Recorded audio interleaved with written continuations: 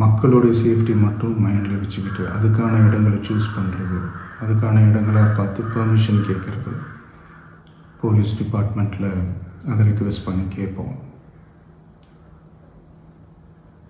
ஆனால் நடக்கக்கூடாதது நடந்துருச்சு. எங்களுடைய நிலைமையை புரிஞ்சுக்கிட்டு எங்களுக்காக பேசின அரசியல் கட்சிகளை சார்ந்த நண்பர்கள், தலைவர்கள் அனைவருக்கும் என்னுடைய நன்றியை தெரிவிச்சுக்கிறேன். கிட்டத்தட்ட ஒரு 5 மாவட்டத்துக்கு பிரச்சாரத்துக்கு போனோம். இந்த மாதிரி எதுவுமே நடக்கல. ஆனால் கரூரில் மட்டும் ஏன் எப்படி நடக்குது, எப்படி நடக்குது?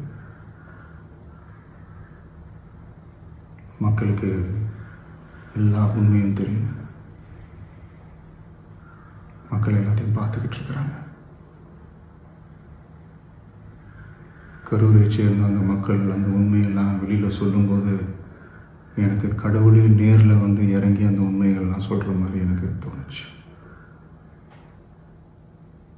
சீக்கிரமே எல்லா உண்மைகளும் வெளியில் வரும். சிஎம் சார், உங்களுக்கு ஏதாவது இந்த பழி வாங்கணும் அப்படின்ற எண்ணம் ஏதாவது இருந்துச்சுன்னா என்ன வேணாலும் பண்ணுங்க. அவங்க மேலே கை வைக்காதீங்க.